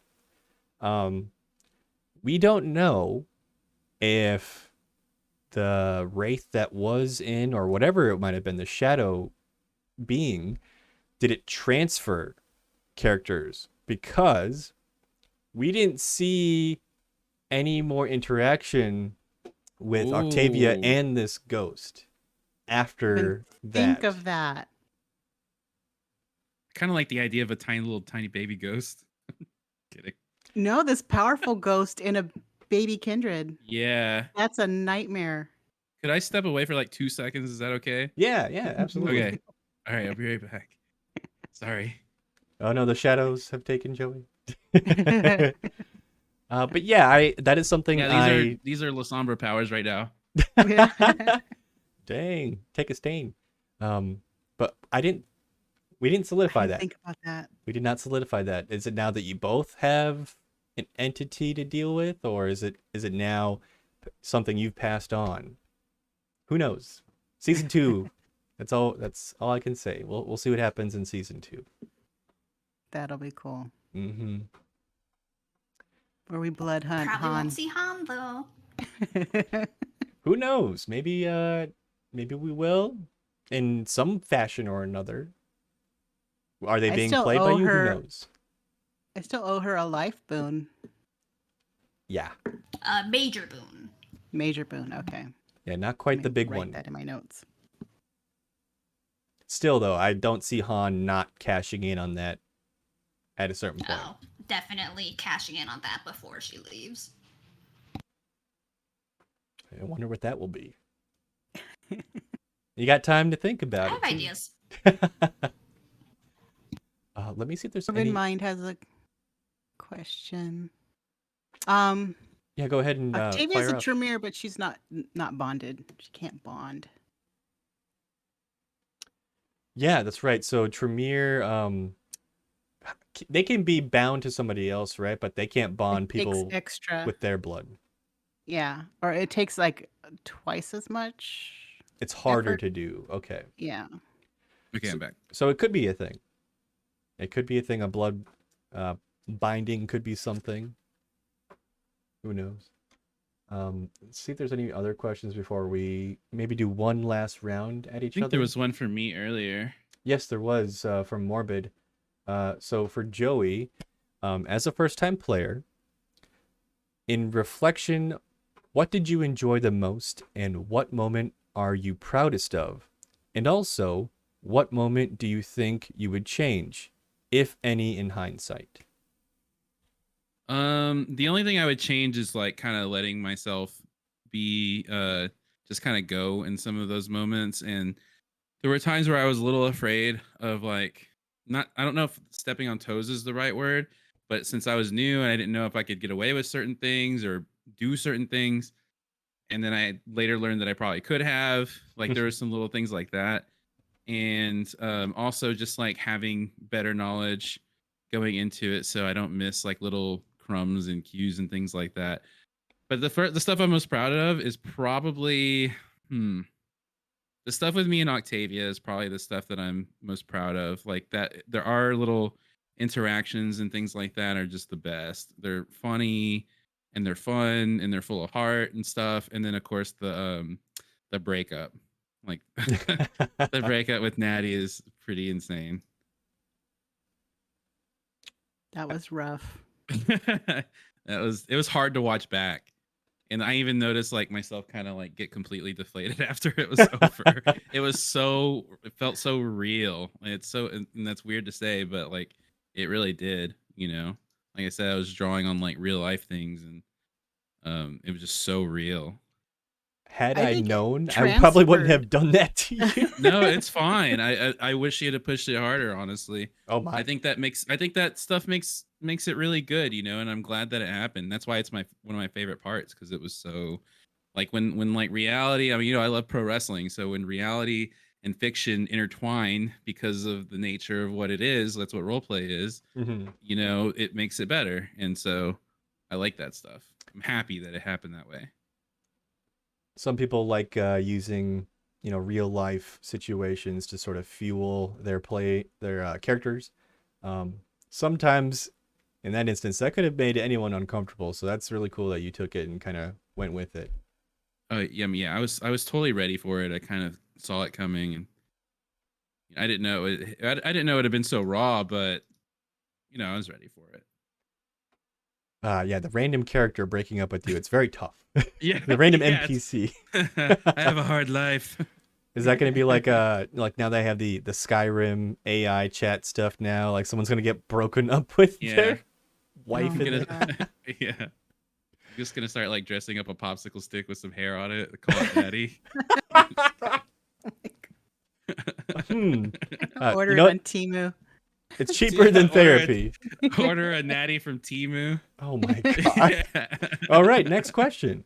Now I'm looking for my real Natty. Oh. So she can turn into a vampire and hate my guts. Oh boy. That whole scene of her being turned. I did not expect Oh, any of that, and that was 90% the dice telling a story. That was my there. second favorite part. I was probably. sweating, like my glasses were Yeah, fogging you up. were. I was Yeah. just I thought for sure, if we step into the hallway, there'll be somebody there she can eat and I can direct her Yeah. to. And no. And then for sure, when we got out of the building, for sure there would be something like an animal or anything. Yeah. No. And it Just just like kept getting worse. I just Oh, love how knocked down, drag out it was, and how everything that could have gone wrong went wrong, except for the moments that would have ended it. Like that was perfect, honestly. I That's how took you would points. actually write it. I took points in pistols because I thought she might need a pistol, and I still couldn't even get a shot off on a cop that was already laying on the ground. Oh my god, it was the worst. I thought it was very I cool went from though. the high of the diablerie and I was rolling so well in the beginning, and then roll 20 was like Not decline. today. Everything was just awful. But fun. I thought that was so cool when you were prone after like having that shootout with the cop, but then you flipped and did like a spider crawl up to him and to disarm him, and he shot you, and it didn't like you didn't flinch at all. That was very vampire, and I love that. That was a Yeah, good time. that was fun. That was a cool one. I also love the parts whenever like there was a couple of major points when Octavia drove me, Greg, and Simon and Freddie the squirrel around, and I feel like nothing. We didn't really do anything, but in my head, I just imagine like how it would have been in like Talladega Nights whenever they have like the dinner, like they're at like dinner or something like that, and At the kid's like, Applebee's. "I'm gonna come at yeah," or yeah, when they're at Applebee's and it's just absolutely unhinged and just like silly stuff being said and people acting up and just so wild. Like that's how I love that like normal setting of just being absolutely just wild just for no reason at all. Or like it's an awkward silence the entire time except for like a really low volume of Rihanna playing. That's it. Or it would be cutting between the romantic alleyway makeout scene and then back at the car with Octavia and, like Simon and Gregory, I don't know, fart jokes or something. And you're Yeah. just Yeah. like, Or just like riding with the windows open and like Landon being in the front seat and like hawking a loogie out the front and it goes and it hits like Greg or Oh. Simon in the back seat and they're like, and then they're yelling at each other and like, why'd you do that? Stuff, just silly stuff, just yeah, stupid, yeah. immature, like silly stuff would be so amazing on like a scene. We didn't get You enough know? Freddy in that moment. We got a It little was bit of the Freddy kind of rummaging around and getting peanuts, but didn't get enough. Didn't get enough. My house almost killed Freddy. That I didn't even think about that. that was Yeah. really scary. JD almost went through with it. You know what? This squirrel. No. I was happy that we didn't have to kill Freddy. But Me I too. I like to make sure that I'm kind of simulating the world you're giving me. So, sometimes the things that you do end up backfiring, just like in real life. But luckily, smart squirrel. At least No smart enough. squirrels were harmed in the making of this chronicle. Yeah, except for the turning them into a vampire thing. There might have Yeah. been that, or I guess a ghoul. I don't familess ghoul. They were into it, thought it was cool. I think I see only one last question in chat. In chat, is your last chance to fire off some questions for any of us. Give us more questions. There is one from Morbid Mind. To me, as a storyteller, what sort of challenges do you face dealing with a format like K-Night Chronicles that has a rotating roster and live presentation? Obviously, I had to figure out a way to get a quick icebreaker and to get everyone really involved into these chronicles. And so far, every group I played with, we played this mini game at the beginning where we're kind of doing what we're doing now, where we roll off and then we each add a major detail to the story. All the settings like who, what, where, when, why. And by the time we're done with it, everyone knows where we're at, who we're playing, and what is happening in the world. And as far as like challenges go, I think especially for this one, when we picked Independence, we all had a really tough time trying to figure out like what is the direction here? How do we even play this game where we have these characters that are so solo suddenly having to be together? And like I remember Michelle being kind of like, I don't understand what we're going to be doing here, and I was also kind of like, me neither, but we'll figure it out. And eventually we did kind of all have a consensus of exactly what was happening. And I think that's probably the best thing you can do as a storyteller or game master is make sure that pull back the curtain, let everyone be involved in what the game is going to be, because then when you start to play the game, you're not just in the corner with your secrets like, ooh, I can't wait until I get to reveal this and that. Everyone's more excited about what's happening because they're no longer in that area of, oh, I don't know what's happening. I'm still trying to get a grip on the world itself, let alone my character. So now you have the space just to explore the character instead of having to figure out where you are as far as the world is concerned. Okay, so we don't have any more questions. In that case, let's do one more round of our fun little game. And then if there's any more questions, we'll do those. And I think we can wrap it there. So let's roll the old dice and see what the fates have in store for us. 6. I got a 9. 6. Oh. Joey, I got a 5. You got a 5? Okay. I actually didn't want to go first this time because I wasn't prepared. I've asked each of you a question, so I like this question for Han. So Michelle, for Han, did you consider any of like your own, like as a player, personal goals for this character while trying to navigate the main plot of this story? Like, did you have something that you specifically wanted your character to accomplish that wasn't really related at all to what the main story points were?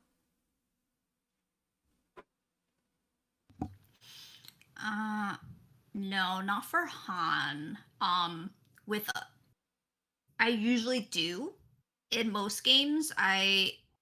My tendency with characters is I give them some kind of either a goal or like some kind of belief or something that like they're all about, and I just like really drive into that. And for Han, hers is her business. And so the camera, like the second the Camarilla came in, they were either an opportunity or a threat.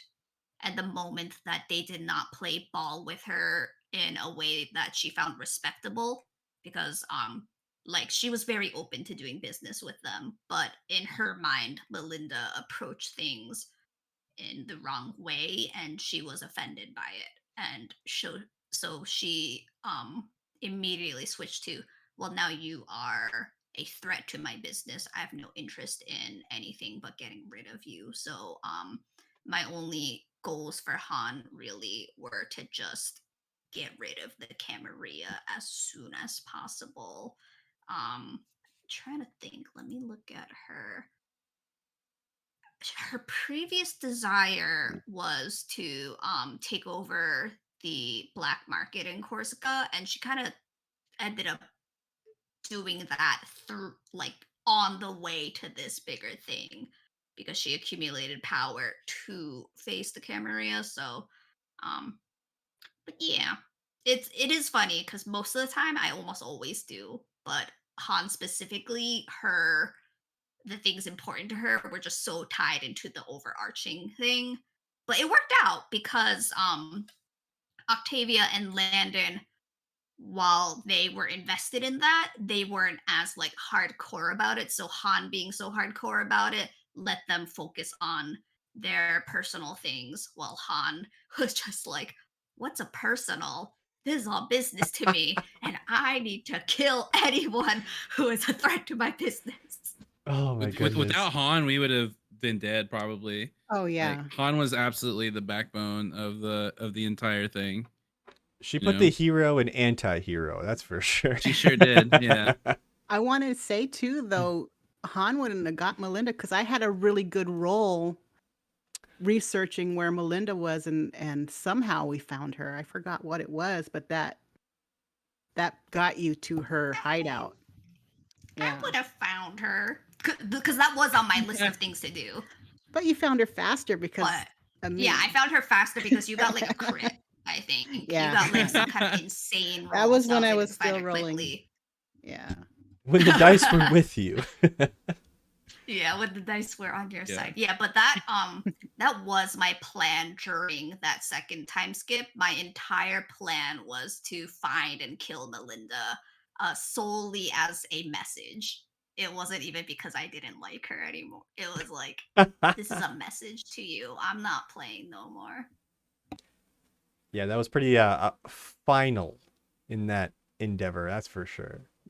If I remember correctly, I sent a video of her death to the Camaria's like club headquarters. Yeah. Like I wanted them to know what I did. It was definitely that scene from Game of Thrones. I want them to know it was me. Yes. No, that was great. Yeah, I there was so much of that specific downtime session that was like so good, and I wish we could have recorded it.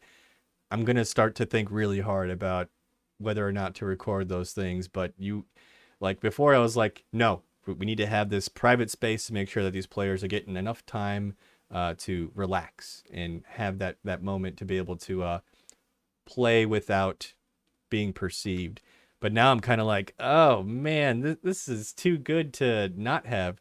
If anything, maybe what I might Yeah. do, I might record it and chop it up into like the highlights, and then have that maybe be like, I was just Like a gonna teaser? suggest that. yeah, That'd be cool. Yeah, a teaser or something like that, or like it was like there were. I mean, there were moments where we gasped.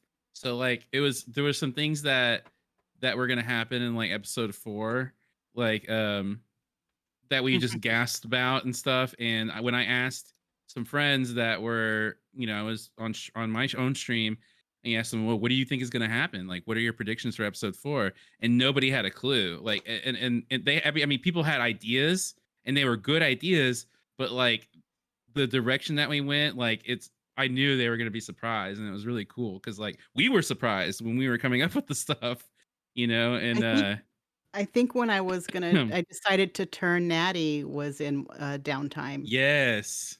yes, and then And we fought for And- that. We fought for that. We like that has to be on stream. That has to be on stream. and look what That's happened. the idea. Yeah. yeah, I just kind of went for it. Yeah, if that would have happened off stream, I would have been very, very sad. I was already really Yeah. sad about Yeah. Melinda being taken out. That was Yeah. like one of my highlights. I think I was like, this was. That was fun. I got all of my best kill. I don't think Han killed a single person on screen. Which- Everyone, Except for every everyone time on the Han killed boat. someone, it was off screen. I Wait. diablerized Geo. I killed Melinda. Yeah, I That's true. poisoned a bunch of people. Like people probably died. I think the boat. Yeah, was the Well, only the time boat, everyone yeah. saw the bad. I did not press the button. Thank you. Oh, okay. You only just Oh, filled it with okay. accelerants and bombs. Yeah, that's true. That's interesting. I didn't even think about that. Like how much murder you did, and none of it was actually on the streams. That is the most like Tony Soprano mob boss style Straight thing. up. Like you're like, no, you do it. Oh my god. Yeah. Yeah, that's so good. Okay, let's get yeah, we have 3 more questions to do. Ooh, So let yay. us roll minus me. I love answering these questions. I got Yeah. Keep I them got a coming, 1. yo. What? I I got got a 1. 10. Okay, Joey. Ask away. I want to ask Octavia. I want to ask Elisa. What was your favorite part of playing Octavia? And it was definitely it Landon annoying you, right? And why was it Landon annoying you? The way Landon would just insert herself into Octavia's life at every moment. It was like, when I was like, I think I was yelling at Phil, how did you let this babysitter in? And then you turn me saying the word babysitter into somehow you're all living with me now. Yeah, I was like, So- like put your money where your mouth is. Everything, yeah. And then Yeah. I have Talking to all stay big and alive so I bad. can keep my house. And that's the 'Cause- thing. Landon has to find his way, like to manipulate his way into situations. So he Yeah. kind of like took advantage of And when Octavia. I think at that point it was just she was so exasperated. She's like, yeah, fuck, yeah, you can have the house, whatever. Low key, a professional couch Like, that's surfer. good. Yeah. But Octavia was amazing, and she did a really amazing job of like being that authority figure that Landon needed in his life that he was sorely lacking. Like any um kid like that has issues. And there's the part where like I was like, "Can Daddy come over?" And she's like immediately like, "No, no." But just also like gives into Landon. Like there was the time where I was coming over and I purposely interrupted you, said, "Okay, I see you there," Yeah, and yeah. I'll be on my way. And like if Octavia didn't really want that to happen as a character, I don't think she would have. But but that was I love that. I loved it. I love that dynamic that we had. And then like a mentor, towards the end, you ended up despising her, so that tracks. Well, upset with her. So Okay, upset, yeah. yeah, I don't think he hates her yet. Uh, Ooh. No, it kind of worked like really well too because there was a lot of like I would say a reflection of your experience too, Joey, as like you were new to the game, and so your character almost had that same sort of vibe about them, and it made it so it was very natural to bridge that mentor student relationship that was going Yes. on. Yes, and that's probably a big part of it too. Yeah, and just being able to like have those little things like getting the house from her and then using it as a flex to impress Natty. Like so much of that stuff like really like tied it together. And I always tried to use things that Octavia or Han gave me to like use in like other parts of like Landon's coming up, if you can call it that. Yeah, I mean, where you were, I think, yeah, there's definitely there was an echelon made. There was a dip, and then back up a bit, maybe. I don't know. Yeah. All There's right, definitely more story to be told. Season 2. there is, and I would love to see where that goes. Absolutely. Now let's do our last two questions here. So Michelle and Elisa roll off and see who gets to ask the second to uh, last question from us. 8. An 8. I also got an 8. Roll them Oh, again. PvP. I got another 8. Oh, I got a 5. there it And is. I don't have a question. Let's see.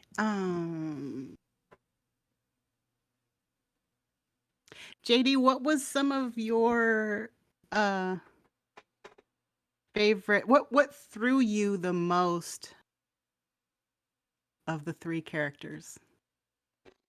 There was a lot of bucking Broncos in this group. I think definitely. I mean, you all really did like. There was a lot of times where like I couldn't have possibly predicted what your characters were gonna do. Um, but Han did like some of those off-screen things definitely threw me for a loop. Mostly the war crimes, but then after the first one, it was kind of okay. This is status quo. Um, but I also think it was hard to find out what Landon was gonna latch onto. That was the thing at the beginning. Is like I said, he wasn't a character that you could put a carrot in front of and have them follow that to a plot hook. It was you And I had to feel kind of bad because I kind of knew where I was going and I didn't share it really. I think that was fine though. Working like there's a It certain worked level out. of like obstinance that's actually good for the character. Um, and then we did naturally find out what made him tick, and eventually there was a carrot on his stick that was in the form of Natty. Um, yeah, I think yeah, definitely mostly Han. I think secondly probably Landon, and then as weird as it is to say, because you were all pretty close in this running, Octavia. I think as a Tremere, you just played a Tremere so well that I kind of had a pretty good idea of what you were gonna do as a Tremere on your next steps. Obviously, there were some things like I did not think you were gonna turn Natty in that fashion or at all. So that was definitely the one time I was like, "Wow!" I felt bad when I diablerized that in the alleyway because I don't think time wise, I don't think we were getting close to the end of or maybe we're at the midpoint, and there was so much more to get to. And after that, I thought, oh, I probably extended extended things a bit. But you turned it around. I wouldn't have had it any other way though. That was great, and I was like, oh, this is a Tremere. Look at them, just eating other vampires. I saw this going a mile away. That scene with the shadow, just That like was one of the coolest scenes That was in the whole awesome, JD. thing. I enjoyed that one. I think there I was watched it back, and I just keep watching Michelle's reaction. yes. If you ever need to know where we're at as far as the terror level, just you can mute it and just see Michelle's reaction, and you know we're in a scene where things are about to get creepy. Yeah, that was fun to watch that throughout the entire series. All right, well, last question for you, Michelle.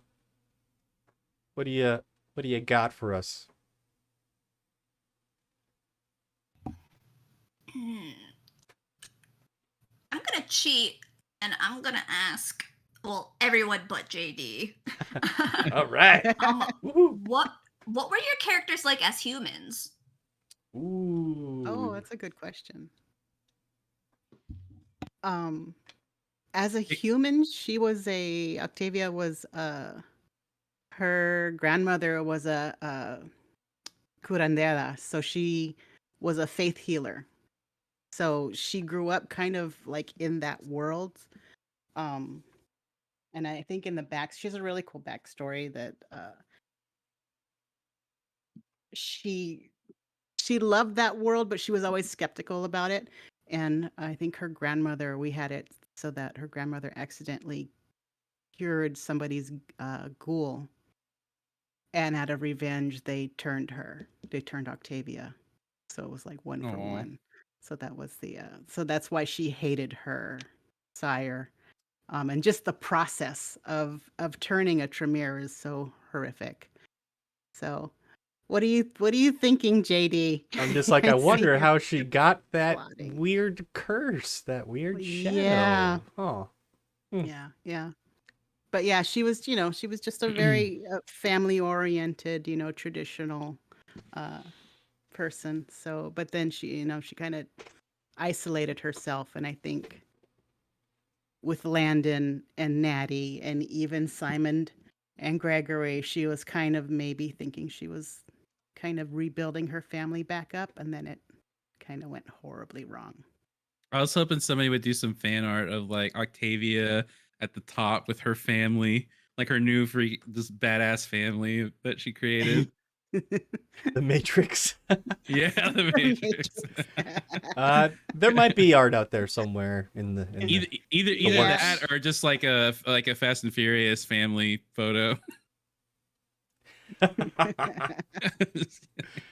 It's about family. It's about family. Yeah. I saw a tweet the other day, just totally unrelated. Someone was like, the one thing that makes me the most mad about the Fast and the Furious movies is that they never stop for gas once. Like, oh yeah, not even once, huh? Okay. There's got to be a scene with Vin Diesel like putting the gas thing in there and being like premium only or something like that. Yeah, no. Just a one-liner. I mean, literally, his last name is Diesel. Right, Come on. right, yeah. Diesel fuel. He just spits into his So what cars. Oh my gosh, that would be incredible. Wait, so what was Landon like as a human? Yeah. Exactly the same. Like he found a groove to fit into and he lived that way for hundreds of years and just like figured out ways to just do whatever he wanted at any time. Like his life consisted of waking up really late, watching TV, playing video games, and just doing literally nothing. Summer vacation forever. Yeah. Incredible. Running Should I from share girls really that quick chase him. about Han or nah? Yeah, go ahead. Tell us, 'cause absolutely. we got a little bit of a hint, but yeah, give us a little bit Yeah. of more of her human backstory of being a crappy fence sitter. Yeah, Han grew up during Japanese colonization of Korea. She became an information broker and was selling information to both sides.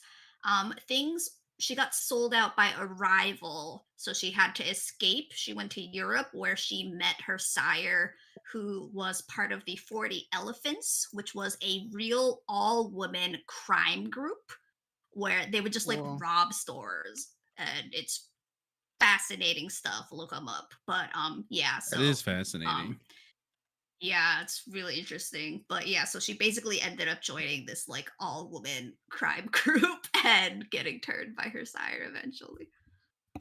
Yeah, when you told me about this group, I looked them up and I was like, whoa, someone really thought about their character backstory. I was like, this is Wow. cool. It sucks. I'm only Well, going to have because I 3 had episodes. well, because I had to think about like, look, they're doing their best, but VTM's their weird convoluted lore makes it kind of awkward to be an Asian vampire who is that Right. old unless I like finagle some things. So I was Yeah. like, okay, why would I reasonably meet some European vampires? And I was like, we're all in crime together. We're crime. Yeah. Yeah. Training. Yeah, yeah, there is some. I'm glad with V5 that they were like, okay, let's shed ourselves of all this lore we made in the old Masquerade game, and kind of give it more of a vague angle, because I think that's just better, because like when you're dealing with these supernatural beings that are already supposed to be kind of like mysterious and whatnot, fleshing out all of the details of their background and their lore, like, yeah, I don't know. I feel like it loses the mystique, and I'm glad that they've walked away from that, especially the Quajian stuff. That is just We don't speak about that in this house. yeah. Oh. We put I that would in the like to- box with Twitter. I would like to clarify that I'm aware that Landon wouldn't have been playing video games and stuff when he was a human, because it would have been so long ago. But whatever the Yeah. equivalent was then, like just Yeah. being the lazy guy Landon, or stop whatever. playing Yeah. stick and hoop. Stop in the playing house. with the stick with the ball in a cup. Yeah. Whatever. I don't know. Ball in a Stick in the hoop. Oh my Hey, god. Landon, stop Maybe, riding that unicycle around the house. Yeah. Oh my god. So whatever it was at the time, he kind of just went with the times. Got really into the first Beyblader out there. Got into tops, old wooden tops. Reciting poetry in the garden. That is the wild times. Oh, and emo Landon. Yeah. When he discovers oh my it. Goodness. All right. I mean, hey, if you were rich enough, that was what you did. You just made art and poetry, and you were just Yeah. a fancy boy while all the women in your family suffered. Jeez. God, It's like some Jane Austen novel or something going on Mhm. there. All right, we have a couple of questions from chat before we wrap it up for our live Q&A. 2 of them are hip fires at Joey, so we'll do one at a time here. All right. First one from Got Me Wrong for Joey is, was there anything you wanted to do in the story with Freddy that you didn't get around to? Yes, kind of, because I loved what we got to do with him, and he was kind of in the background and everything. But I would have loved to see him do something badass, like use his powers or fuck somebody up, or something like, or just sneak around and get information, just like something, because I could totally see him doing that. Like he does have powers and everything. So that's probably the only thing. Other than that, he was great. I loved how he was like there, and he loved Natty and he loved Octavia, and those are just the fact that he was there just to be. I love that stuff. I just wanted him. I really wanted him to fuck somebody up. I think it felt like he was more of like Landon's reason for humanity and reason to kind of get up and do stuff. Like, I think without an obligation, Landon would have just melted into the couch somewhere. Yeah, I think so. And here's the second one for you, for Joey. What are Landon's motivations going forward into this hypothetical season 2? And do you I think he's genuinely reflected on his flaws, or is Landon the type that will fall back into his bad habits? And that is from Morbid Mind. I think Landon has definitely grown, and I don't think he's gonna fall back into his old habits, but he's going to have new bad habits, or he's gonna make new mistakes, and he's still very immature in terms of like, not like pee poo poo poo and pee pee jokes, but like just very immature of like living his life and actually getting out and living his life and doing things, and maybe he's gonna do things that are gonna fuck things up, or maybe he thinks that he's gonna make them better or something, but and without spoiling too many ideas that I have for season 2, um the two most important women in his life are suffering with a shitty ghost, and I think that he's gonna maybe start actually like applying himself to um his clan and his disciplines and seeking help maybe. I'll believe it when I see it, Landon. I think I pitched the idea of seeking help from like maybe a Hikata vampire to maybe figure out how to deal with the ghost. Could be cool. A lot of good material there to dig up, especially if you're trying to just get into more of the occult kind of knowledge. Because I definitely think that things have gotten way worse than anybody ever expected him to, and him thinking that he's gonna fix things could either actually go well, or there's just no use, and it's just gonna be a very sad story for Landon going forward. Listen, there are no happy stories for vampires. I'll tell you That's that true. right now. That's true. It's all, you're just buying time until eventually one day the beast inside of you wins. That's just vampire, baby. Yeah. But you can last for quite a long time until that happens, so you can have fun between now and then. Yeah, look at Octavia and Han. They're both doing great Yeah. on that front. Yeah. Yeah. Nothing Yeah. wrong at all. Just me and my grapes. Speaking of you and your grapes, we do have one last question from chat, and it's for Elisa. So, from Morbid Mind again, has Octavia's opinion of her sire changed at all after her taking on a position of mentor with Landon and seeing how things can fall apart? Oh God, no, no. She was turned. Octavia was turned out of spite, and control, and in my mind, she was treated horribly, being an older vampire. So the patriarchy was pretty rough there. So I think she hates her sire more now, and essentially that's why she thought she should be the one to turn her, because she didn't want Natty to hate Landon. So That hurts so bad thinking about that. yeah, Oof. yeah. But that was my motivation with that whole scene, because I envisioned that the Camarilla and perhaps the Anarchs were going to come and just ruin everything, and there were just a few of us.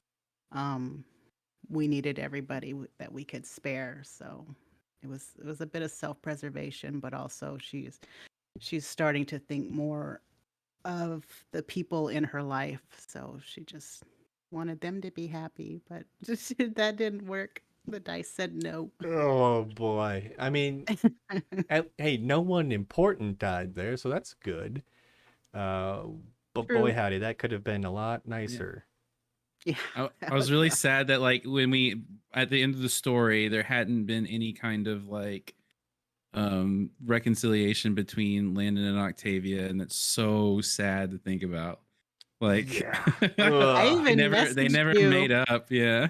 I even messaged you. I'm like, "Hey, how you doing?" Because it's like the emotions were still kind of there, Yeah. and you were kind of just really short with me in the episode, and it was, yeah, it felt kind of, It it was was sad. intense. And Yeah, it was. I remember before we recorded that episode too, and I said, like, you could just feel like things were about to hit the fan, and whatever was going to Yeah. happen between Landon and Octavia was going to be bad. And I remember Yeah. telling you, like, I'm sorry in advance.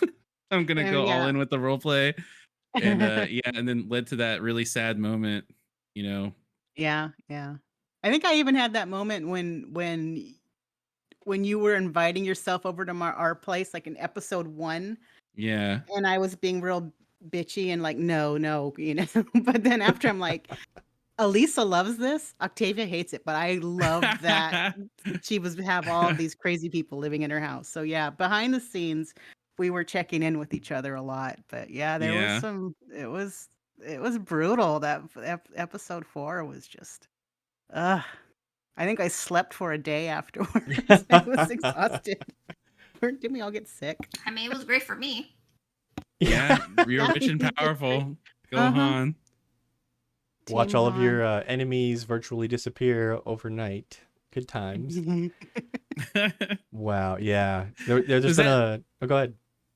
Does that feel like? Does that like as a storyteller, the way Han just wiped the floor with your antagonists, like maybe there should have been like a big fight or battle. Did that just completely throw a wrench into like all of your plans? Just how she just completely one shot everybody. She Listen- kept building her empire every She did. episode. She was just like getting more and more badass. When there isn't a way to get these characters out of her little traps, there's nothing you can do. And that's for any player, really. But like, Yeah. I was at a point where like I can't really finesse this without hitting the BS button where I pull something completely out of my ass. Respect, by the And way. yeah, big respect. And I don't know if that was just the min-maxer part of just really good angling from Han, but definitely threw me for a loop. And there was potentially supposed to be like a nice hand-to-hand, you know, there was finally this big combat that was going to happen that we haven't really seen before in any of the episodes besides the turning of a vampire. And it didn't get to happen, but I think the way it went down was like, I didn't feel bad about it at all. I was like, you know, I had plans, but you know what? This is much cooler, and I'm gonna get some marshmallows for this fire. And none of our characters were very physical. No. Like, I don't think any of us really had brawl or like a lot of strength.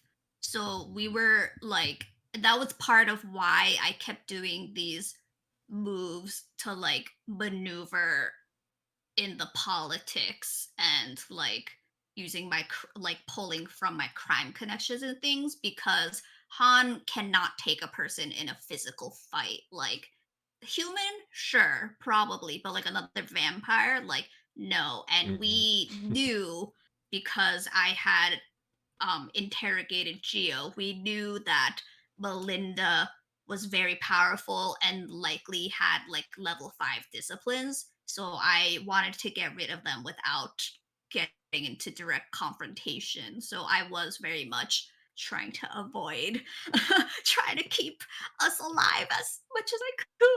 You were not wrong. And she did great. Yeah, and she was our shield.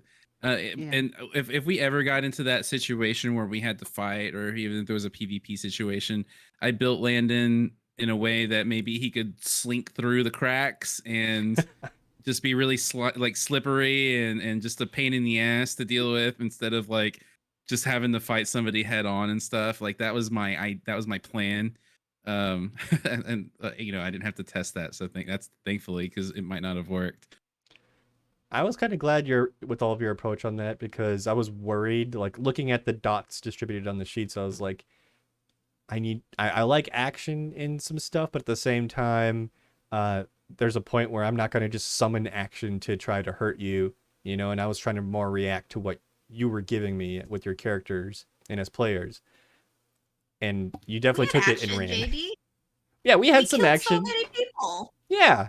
Well, people of yours killed so many people. I would love to I hear meant the group as a collective. Oh, yeah, okay. Yeah, there was I I killed one person directly. yeah. Some cops. Elisa did. yeah, I did. Yeah, we killed a cop. I don't which think was Landon yeah. did. I don't think Landon killed anybody. Well, let's just say he did. Yeah, he killed himself. He killed the old He's gonna Landon. tell the story. Yeah. Yeah, that's how the story is gonna be told.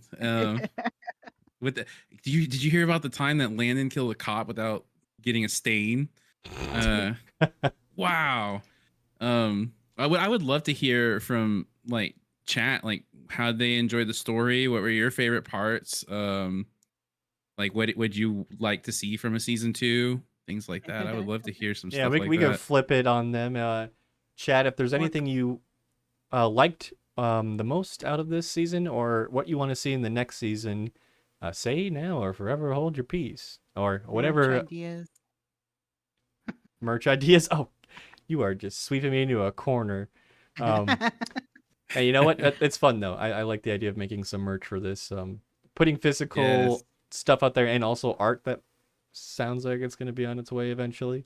That's all really cool, and I never really thought that Yes. was ever going to happen with this Oh channel. my god, that's such a dream, Yeah, is there's fan gonna art be of these some characters. some cool art by Lizard Man's coming. Lizard Man, very I good don't know his artist. real name, but yeah. We'll never know. It's like the masked magician, Yeah. you know. He's an incredible artist on Instagram. You gotta find him. Absolutely. Let's see here. Oh, Emperor of Destruction says they want to see even more severe war crimes next season. You know what? If Han's still in the running, there's a good chance.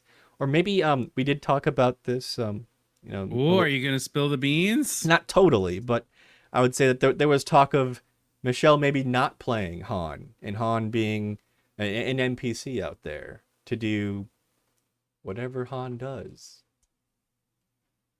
There's talk of that, but I would totally love to see Michelle play Han again because that character terrifies me in ways that I didn't think I could be terrified. Mhm. All right. Let's see here. Morbid Mind says their favorite moment was Joey turning the tables on Octavia and her attempts to control the situation, causing so much more damage. Those were some of my favorites too. That was hilarious. Yeah, I'm thinking really hard about making a cut Morbid Mind for these in-betweens now. I think that would be a good way to also lead up to the next episode, perhaps. Just having a little cut, a little teaser of some of the things that might have occurred. Yeah, I'm thinking that's probably something that's going to happen. Got Me Wrong says they loved when Octavia and Landon had scenes together. Loved how ruthless Han was.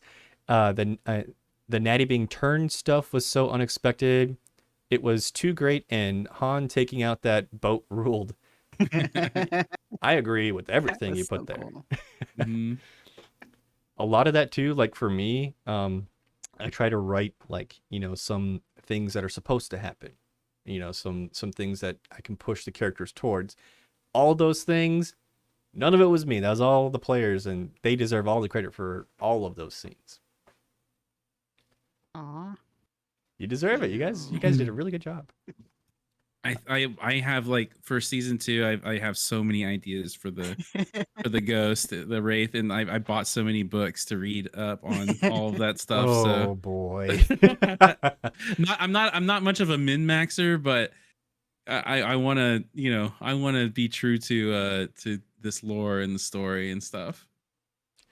The In- lore is so great. The more you read, the more you're gonna wanna, as a true Tremere, there's just some fascinating stories that just, yeah, it's endless. There's a lot of good shiny bits. There are some bits that could be maybe just deleted forever. But I think when it comes to the lore for Vampire the Masquerade, a lot of it is you see people follow what they want, that they find interesting. And there's plenty of that. It's a very deep well out there. And I love that at a certain point you hit the edge and you stare into oblivion, and that's where you create more pathways to go forward. The key word there. Some oblivion. Pathways? Oh yeah, it was pathways. That was the keyword. Or oblivion, yeah. All right. Well, I think that pretty much wraps it up. We hit like 2 hours, pretty much almost on the dot, close. Yeah, if you do happen to think of anything else, chat, we have all of our socials here that I will put in chat. And I think any of us would probably love to hear any more opinions or thoughts about these Yeah, characters and the story. absolutely. Any ideas you may want to see in season 2. I'm going to go around the horn one more time, though, just to reintroduce everybody and maybe hear about if they have any other projects going on. I'll just do myself first because this will be the easiest one. JD Gunderson, I'm running KNAT Chronicles, and there will be a one-shot for a blood hunt themed game in the near future that I'll announce via Twitter and all that good stuff. Next, let's do Joey. Joey, tell the people a little bit about yourself. Maybe something you're looking forward to working on or doing. I'm Joey, and I'm really looking forward to season 2. I'm just kidding. Just wringing my neck here. Yeah, I mean, I'm a streamer. I stream over at twitch.tv/reclaimjoey. That's like my main thing. So you can check me out there. I'm always happy to discuss stuff and talk about things. And I play video games and open up really terrible stuff from Temu lately. And I don't know, it's that been really alien fun. packing. Confirm. Yeah, I mean, I like for real. I really would love to hear opinions and things maybe you even didn't like and that you did like, and I'm so many ideas for season 2. And Landon will stay Landon, but he might, he'll always be Landon, but he might just end up fucking up in different ways this time. Good for him. Elisa, please, by all means, introduce yourself again and just let the people know if there's anything you're looking forward to doing or currently doing for the people to maybe find out there. I'm Elisa. This Elisa on X, Twitter. It's in the box. You can't. Okay. I'm gonna be back here on Carrie Night Chronicles doing the one shot that I'm Yeah. very, very, very excited for. I still haven't built a character. If you want to send me ideas on what to build, I am open to it.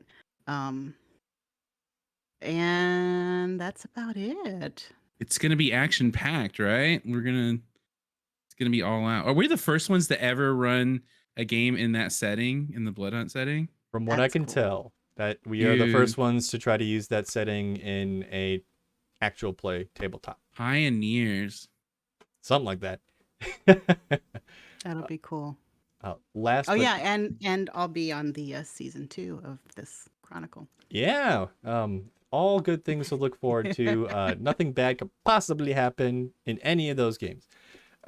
Michelle, last but not least, let the internet know whom you are and what you are cooking with or what you're doing. Yeah, hello. I am Michelle. You all know that. I'm on Twitter and most places as Miss MYK, although on Twitter I have 2 underscores because someone else has it and it's fine. I don't have a grudge at all. I am a RPG designer and freelance writer. I have a Pathfinder Society scenario coming out in September called Necessary Introductions.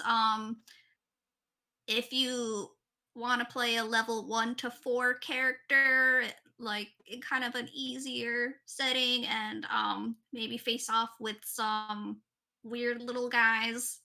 Um, yeah, if you don't like it, don't tell me. I don't want to know. I I also just released a game last night actually called Haunt. It's a hack of a game called Ritual by Adam Voss. Which Ritual is an extremely good game if you love horror, if you love movies like Midsommar, like freaking play Ritual. And then if you like Ritual, check out my game. And I was also recently on the Asians Represent podcast if you want to hear me talk about world building and yelling a bunch about how hairpins are the most romantic gift in the world. Yeah. Let's play Haunt, you guys. I kind of I want want to. to. I want to do some more actual plays so bad. Like I've got the bug now, and I want to do it. I want to do more. Uh-oh. So Good.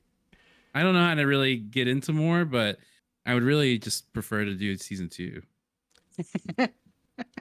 I'll take a note. Oh yeah, I forgot to I forgot to keep doing the bit. And I'll see you all at season 2. Oh, there we go. Finally. Okay, now I can breathe. Okay. And I'll give you a little bit of a hint of what we're going to be seeing for our Blood Hunt one-shot. Ooh. We don't even know this. Yeah, this is new for everybody, maybe even to me. We're going to be seeing these players play very old, very dangerous vampires. They'll be entering the city on a secret mission from some of the highest of orders in the Camarilla. For what? You'll have to find out, but I can guarantee you that it is going to be action-packed, violent, and no one's going to have a good time. No one gets a happy ending.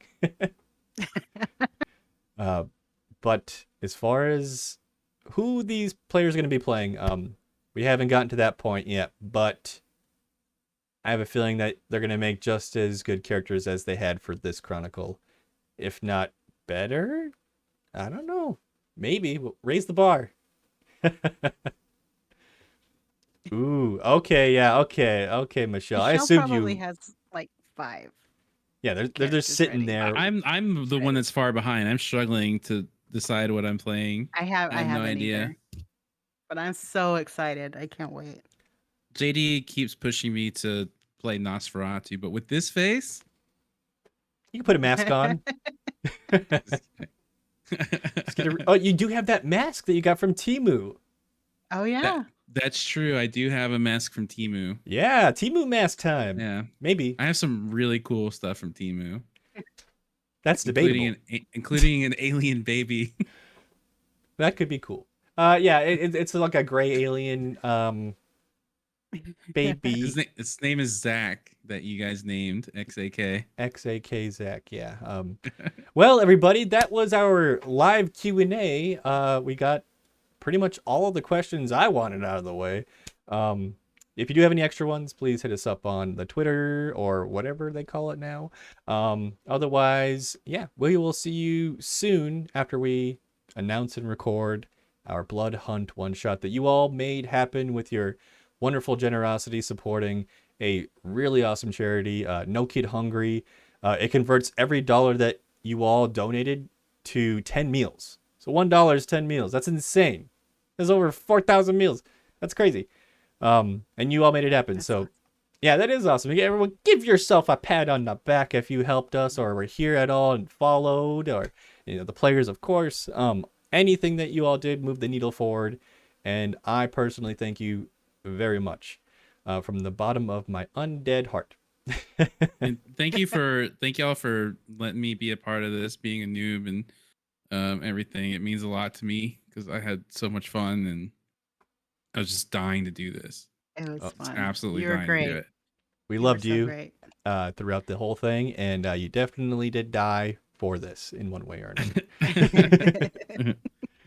All right, everybody. Well, it's been a very fun Q&A. Gosh, I wish we could do a second one, but I think we pretty much answered everything until we get into the real can of worms that is season 2 eventually. If you have more to ask me, feel free to come by my stream sometime. I'll answer them. Be happy to. Ooh, there you go. There you go. Yeah. Dangling that carrot. See, we taught him well. All right, everybody. Have yourself a great evening. And remember to keep your hunger sated. Or some other really cool catch line. Bye, everybody. Don't forget to use the coaster. Yeah. Oh, yeah. Use a coaster or Carlos will kill you. Bye. Eat at pizzas. Yeah. Oh, maybe don't make up behind the dumpster.